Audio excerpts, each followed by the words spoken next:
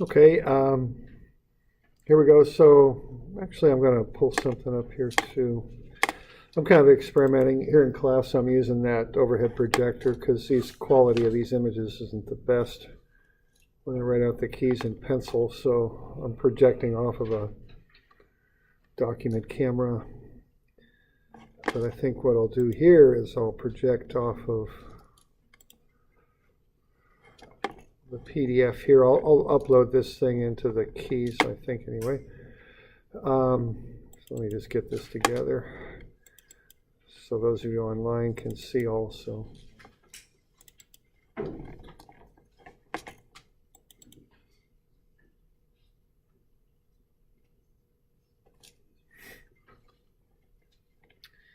Yeah, that one didn't work out too well, did it?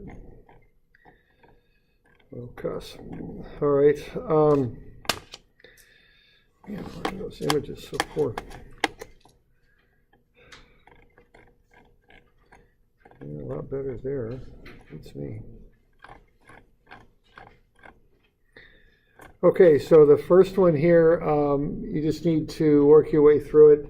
If you're doing this one geometrically, you want to start off by finding omega r, which is 10.64 meters per second.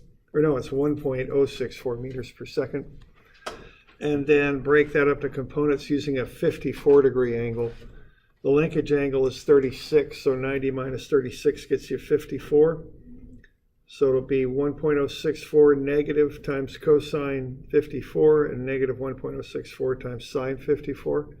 So that gets you down and left. So that gets you negative 0.625i minus 0.861j. Okay, so we good? We got any questions on that?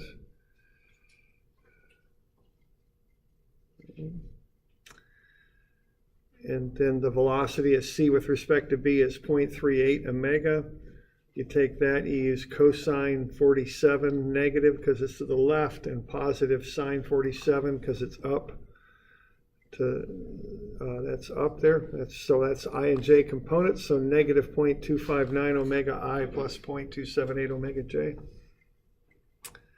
Then you know VC is on the horizontal bar there, so it's VCI plus 0j is negative 0.625I minus 0.861j plus 0.259 omega I minus 0.278 omega j. All right. Pull out the j's, you get 0 is negative 0.861 minus 0.278 omega, so omega is negative 3.10. Plug that back into the i's and you get VC is negative 0.625 plus 0.259 times negative 3.10. Okay. And that will get you negative 1.43.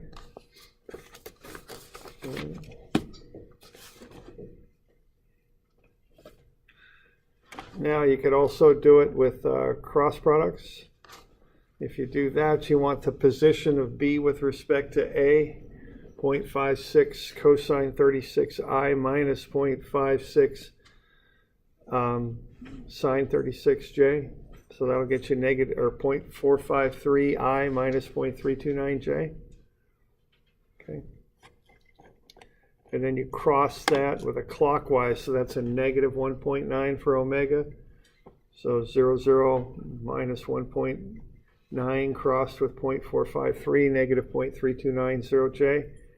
So you get negative 0.625i minus 0.861j. Okay.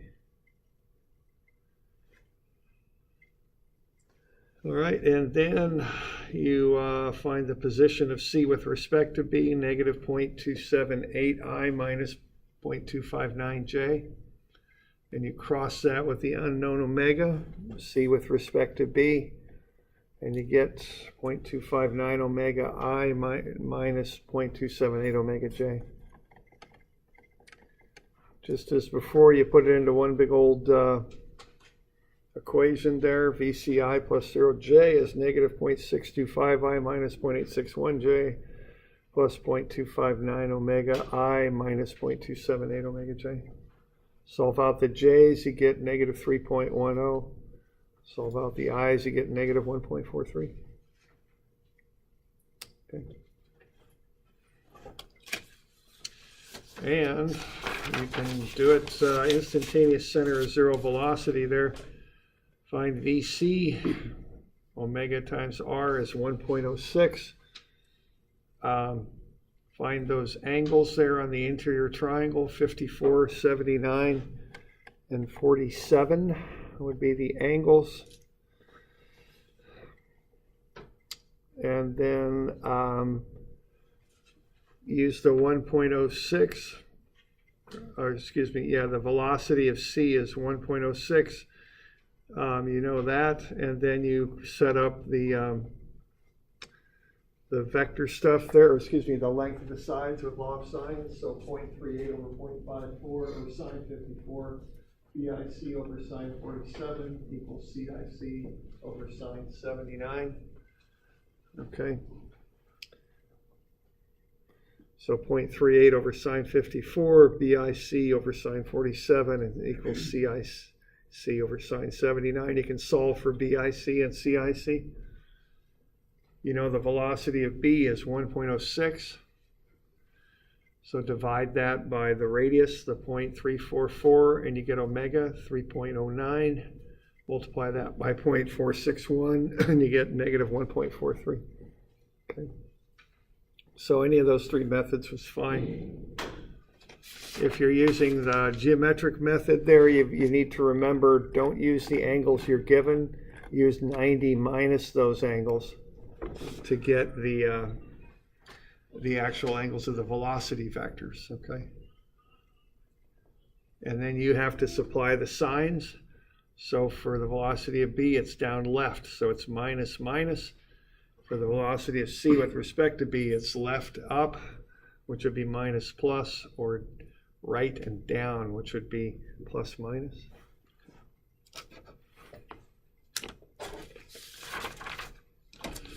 For the cross product method, what you do there is you use, for that one, you use the actual angles of the linkages to get the position vectors, and then do the crosses. When you do the crosses, for the first one, you've got negative omega because it's clockwise, so it's a minus 1.9 for the first cross.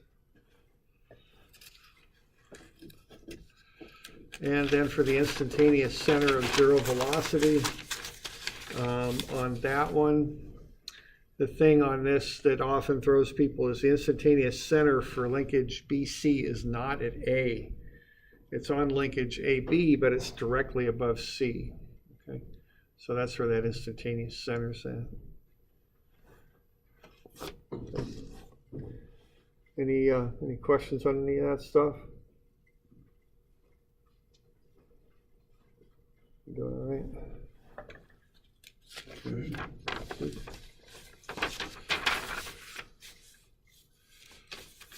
Okay, the next one, I don't have the proper picture here, but I've got, what do I have? I've got the calculations there. So what you want to do on the next one is you want to find the length of the spring.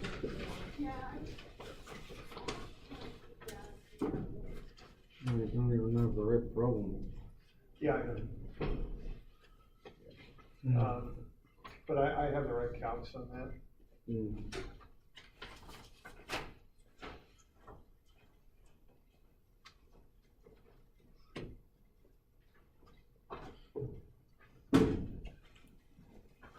So what you're going to do, you're going to find the lengths of the stretch and compression in the spring, 0.24 and negative 0.07 meters.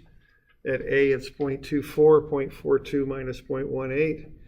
And at B, it's negative 0.07, 0.11 minus 0.18. Okay. Now, one important thing here is the distance up the ramp is the difference between 0.42 and 0.11. It's 0.31 meters up the ramp. Okay. The height is sine 29 times 0.31, 0.146. The weight is 0.25 kilograms times gravity, 2.45. Cosine 28 times the weight is 2.17. So the normal force is 2.17. Multiply that by force coefficient of friction, you get 0.63. All right. So those are some of the numbers there. Everybody good with those? All right. Then you can fill in the table. You get 0 for the PE at A. If the spring energy is 1/2 39 times 0.24 squared, 1.12.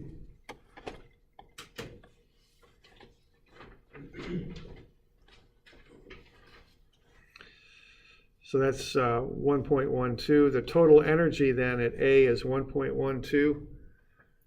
The work is the total frictional force 0.63 times that length along the ramp, 0.31. It's negative 0.19. So 1.12 minus 0.19 is 0.93. The potential at B is 2.45 times 0.146, it's 0.36. The spring energy is 1/2 39 times negative 0.07 squared. It comes out positive though, it's 0.10. So you can take 0.93 minus 0.10 minus 0.36 is 0.125 VB squared. So VB will come out to be 1.94. Okay.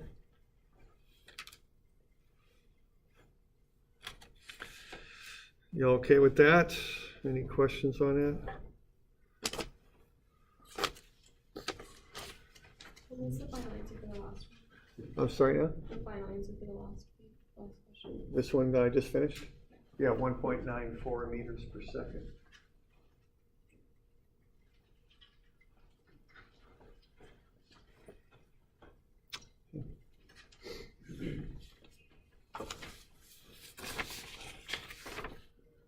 Yeah. Okay. All right, the next one there, that's kind of getting to the momentum as a vector kind of thing. So what you want to do on the next one is break up the 50 Newton force into X and Y components, so negative 25 and negative 43.3. Then you want to just calculate in the X, so you're going to have 90 kilograms times 1.2 meters per second minus 25 newtons times 1.6 seconds is 90 VX. So Vx is 0.756 meters per second. And you do the same thing in the y direction, 0 because it has no y velocity, plus 110 minus 43.3. The 110 is the force of the river, and the 43.3 is the force of the wind, times 1.6 seconds, that's 90 Vy. Vy then is 1.185 meters per second. Take the square root of some of the squares to get 1.41. Okay. So that's the total velocity on that one. All right.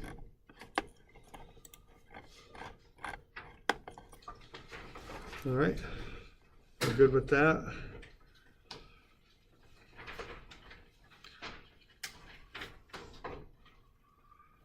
Okay.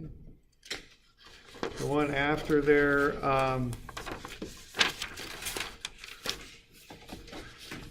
it's just a collision there, so MV1 is MV2, 0.9 times 0.8, and then importantly minus 1.5 times 1.2, so that's got to be negative there because the velocity's to the left. That's 0.9 VA2 plus 1.5 times the 0.48. Okay. And so that'll get you negative 2 meters per second when you're done with that one. So we want negative 2 on that, okay? Questions on that?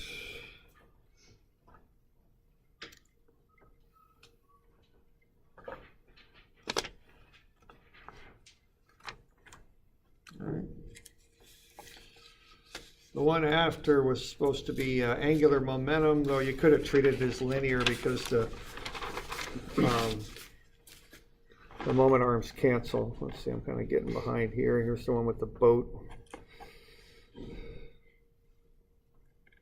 And there's the momentum one for those of you online. Okay. All right, the one after there, you know, I did it as in an angular mode because it really is rotating, but the 0.36, you could cancel it out of both sides of the equation, so you could have handled it as a linear problem. So dmv1, so d1 is 0.36, m is 0.9, v is the combination of 2.1 radians per second and 0.36 meters. So that's 0.756 meters per second. Then minus 0.08 newtons times 0.36 meters times the unknown time is 0. Solve for the time, it's 8.51 seconds.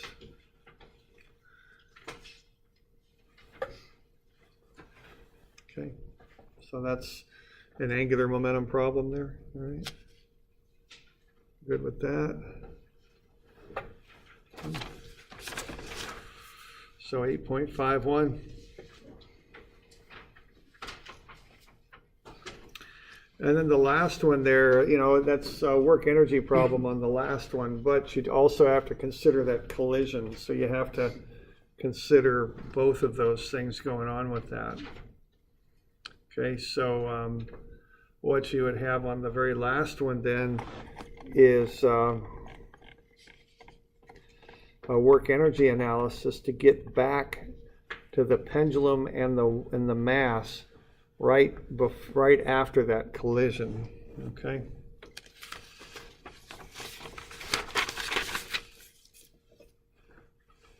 So you got the weight of A is 1.77 newtons, the weight of B is 1.18 newtons. That's the weight of pendulum B. The total weight is 2.94 and the total mass is 0.3. So you could start off with the potential energy at the end at position 3 is 1.59 Newton meters. No work done because all the forces are normal to that circular motion. And then 1.59 then is the total energy at position 2. Now that's the pendulum and the mass. So you can solve for V, it's 3.25 meters per second. That's the mass of, or excuse me, velocity of both objects together at position 2. Now, the step a lot of people missed there was you got to do a little momentum analysis there for that collision. So coming in, you're going to have, I did angular momentum, so 0.54 times 0.3 kilograms times 3.25. That's actually what happens after the fact. Coming in, then you got 0.54 meters times 0.18 kilograms times V of just that mass A. So the mass of A is 5.42 meters per second there at the bottom of the ramp. So just doing a bit of momentum there. So once you've got that, what you can do is do work energy again and get it up to the top of the ramp. So the total kinetic energy there is 1/2 times 0.18 times 5.42 squared is 2.65. That equals the energy at position 1. The weight is 1.77, so 1.77 H is 2.65. H is 1.5 meters. Okay.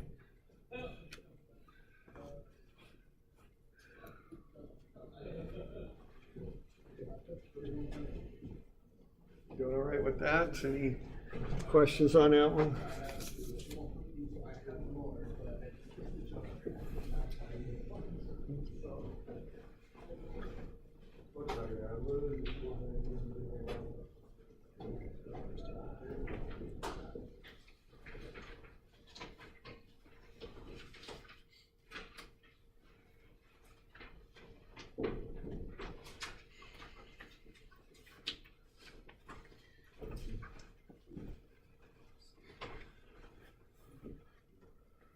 All right, so that's that one. Okay, there we go.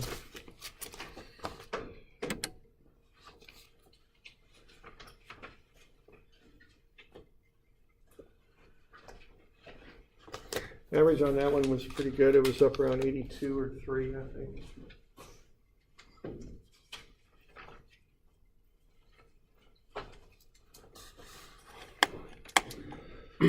We start in on some of this homework here.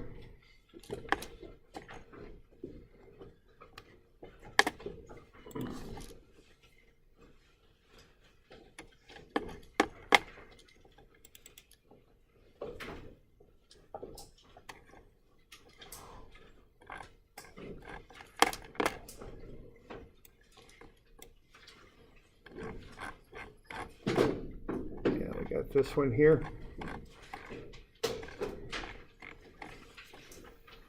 So 342, why don't we have a look at that?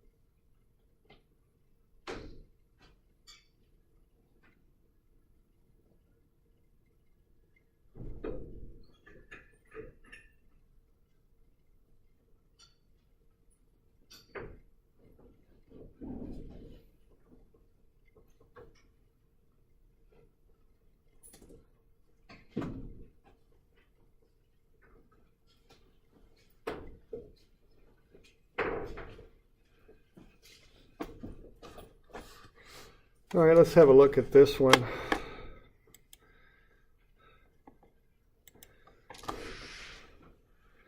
So this is the rotational one. So I just did some preliminary work there. Mass of the pulley. Now what we got there for that pulley is we've got an outer ring and then 2 rods at right angles that weld to the outer ring. And then point A in the middle there that it rotates about. So what I did there was take the mass of the ring plus 2 times the mass of a rod and get the total mass of the pulley. And that's, as shown there, 2.9 kilograms.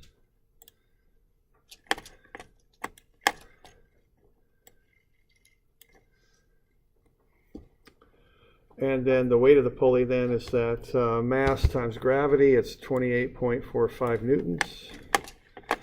And then I converted the weight of or mass of the bucket there to 58.86 newtons. And then I got the moment of inertia of the pulley about its own center of gravity there. All right, so the moment of inertia of a rod about its center of gravity is 1/12 ml squared, but there's 2 rods. And then the moment of inertia of a ring is mr squared. So I just plugged all that stuff in and got the total moment of inertia. It's 0.04387 kilogram meters squared.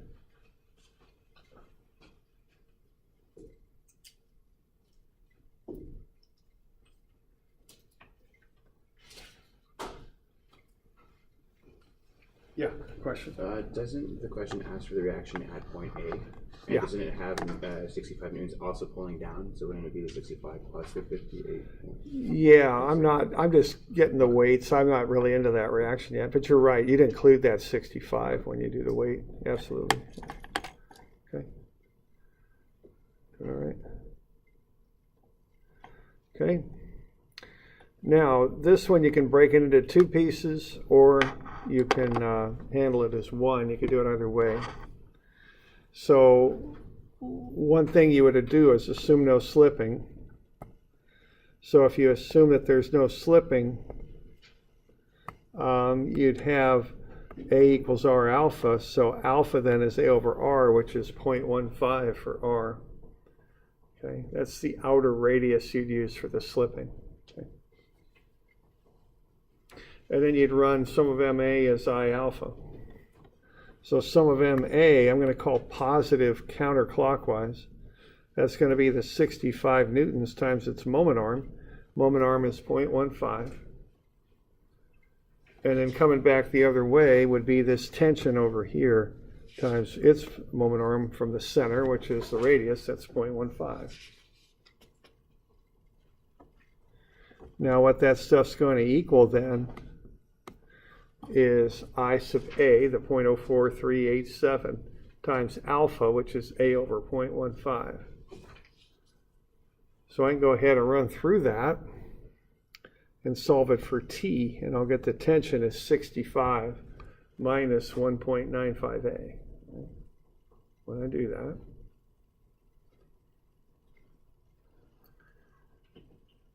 then I've got an expression for T. I can also write up an equation for the bucket. So the tension up minus the weight of the bucket down is 6 times the acceleration of the bucket. So I can solve for T. 58.86 plus 6A. So now I got two expressions for T that I can equate together. And I can solve for A, it's 0.772 meters per second squared.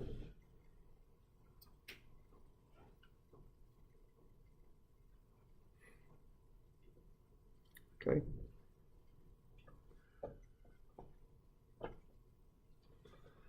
So I write one equation for the spinning of the pulley, M equals I alpha, and a second equation for the lifting of the bucket, F equals MA.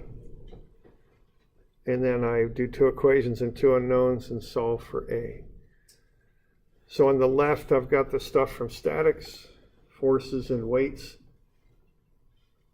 And on the right, I've got the accelerations and the masses. Okay.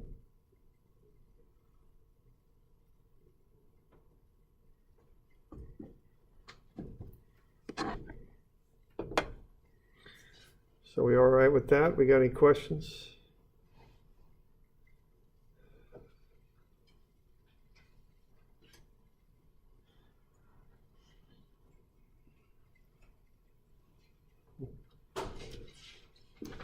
All right. So there's the first way to do it. Now there's another way as well. And the other way to do it is to treat both objects, both things together, the pulley and the bucket as one object, okay? Yeah, question? We're supposed to find the reaction at A. Yeah, we're not done yet, but I'm going to find the acceleration two different ways first, I think. Okay. Then we'll get the reaction. All right?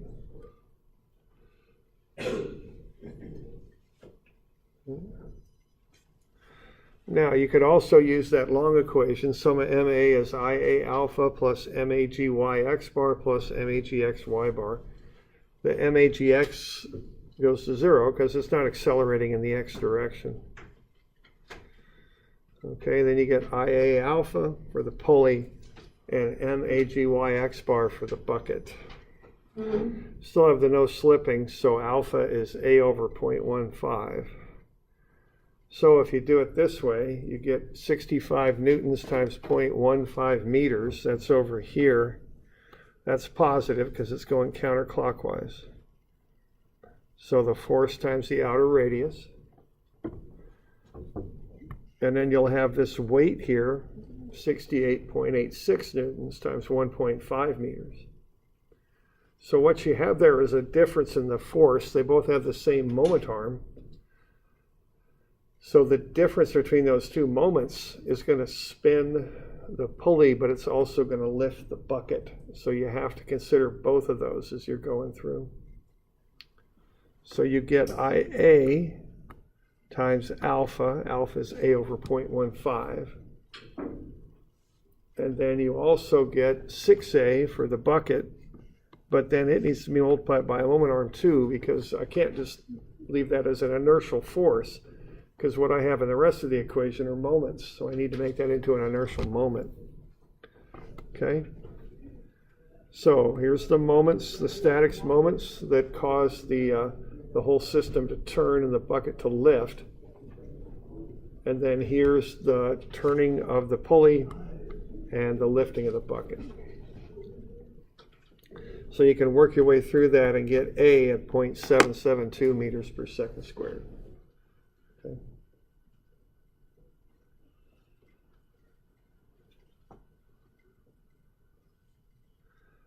So we okay with that? Do we got any questions? Okay. So that gets you A. Okay.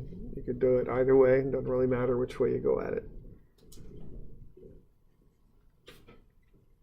Okay.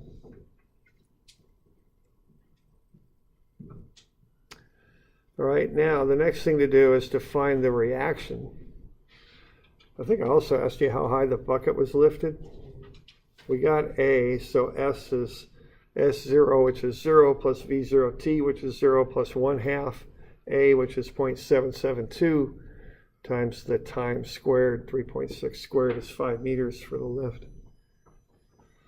Okay, now to get the reactions there, it's sum of Fy equals MAY. So you just look at that free body diagram, put all the forces in there at the left. RAY up, minus the weight of the pulley, minus the downward pull on the left, minus the weight of the bucket. So all that stuff goes on the left. That's all weights and forces. Okay. On the right, you put in the y acceleration times the mass, and the bucket's accelerating up. That's the only thing that's accelerating in the y direction. So 6 times 0.772. So you can run the numbers and get RAY. It's 157 newtons. Okay.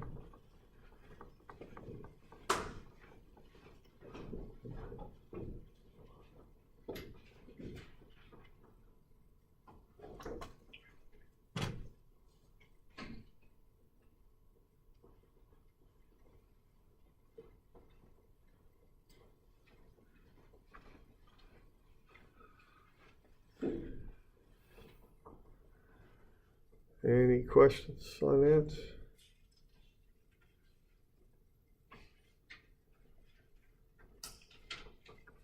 Okay. So that's that one. That includes a little bit of analysis of the rotation there. Again, that difference in force translates into a difference in moment, and that makes both the pulley turn and the bucket lift. If you're going to use one equation for both of those, you got to be sure to take that acceleration of the bucket times its mass and add a moment arm to it so that it matches the other things that you're dealing with. Okay. All right. We're good. Why don't we look at this one here? We got a little bit of time. We probably got enough time for this. 354, I think. So we've got this slender rod. We're going to lift it with this machine. We want to find the acceleration of point B when we do that. Notice our machine's out of balance there. So we got 220 newtons on the left and 160 on the right. Okay, now this is one of those where you got to go through the center of gravity. So up in the upper right there, I've got the basic stuff that I would do. I'd find the weight of the rod, 324 newtons, and find its moment of inertia about the center, 1/12 ml squared, which is 7.04 kilogram meters squared.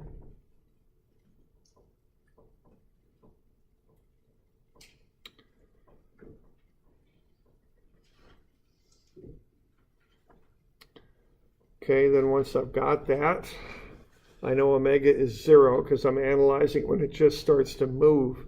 I got sum of Fy as MAGY. So I plug in the two forces, the 220 and the 160, and then the weight downward, the 324, and that's going to equal MA. So I get the acceleration of the center of gravity. It's 1.71 meters per second squared.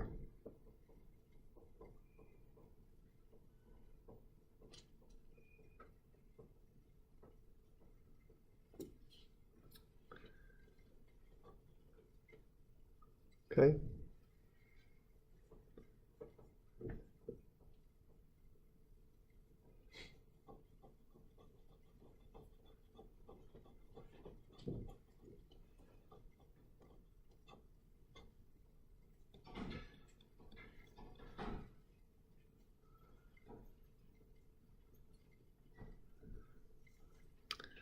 All right, so that's what's happening there is that center of gravity is accelerating up at 1.71. Now what's happening though is these forces are unbalanced, and that's going to impart a moment to this rod. So we're going to want to calculate that next, and it'll be about the center of gravity is where it'll be. Okay. So that's the next thing to do, is to find that. Okay, so we're going to take moments about the center of gravity. We got I sub g there, so it's mg equals ig alpha is what you'll do. Okay. So the moment about g is the 220 times 0.6. That's negative because it's clockwise. Then the 160 times 0.6 is positive because it's counterclockwise. And that's 7.04 alpha.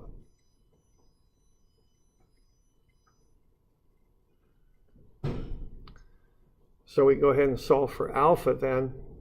It's 5.11 negative. It's clockwise. 5.11 radians per second squared. Okay.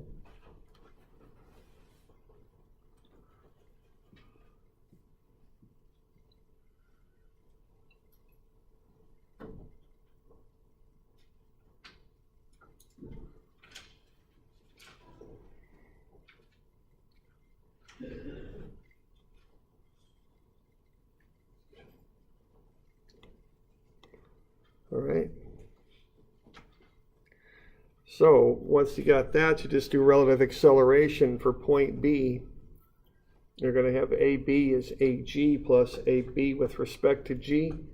AB with respect to G will be tangential acceleration.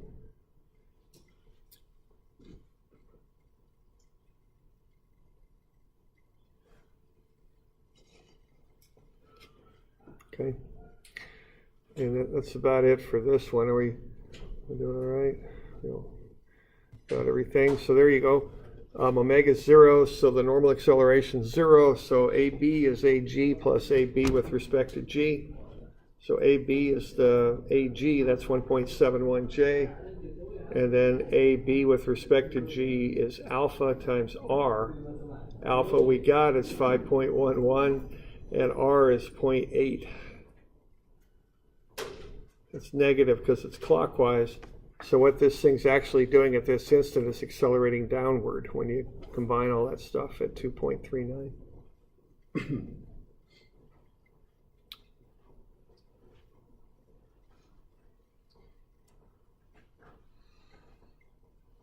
All right. So that's a run through on that stuff. We got our final coming up Tuesday. Remember, I schedule that on kind of an odd day, but it's Tuesday from 2:30 to 4:30. The intent there is to get that off of the Monday. That seems to have quite a few finals on it. If you take the standard schedule, I guess. I'll get you a review for the final. The final will cover this kind of stuff, plus some other stuff, I guess. I don't know. I'll kind of define what the stuff is. Generally speaking, it's momentum, work energy, and then this F equals ma stuff, so translation, rotation, and then free plane motion. But I'll get you a list and all that, you know. Okay. All right. Now, I know sometimes people get a bit concerned about their grades and all that. There's a spreadsheet on my Moodle page that you can calculate your grade and that sort of thing, where you're at in the class. What you do in that spreadsheet is you, let's see here. All right, so here we are. So here's dynamics. It's in the downloads, I think. There it is, grade calculator. So if you just download this,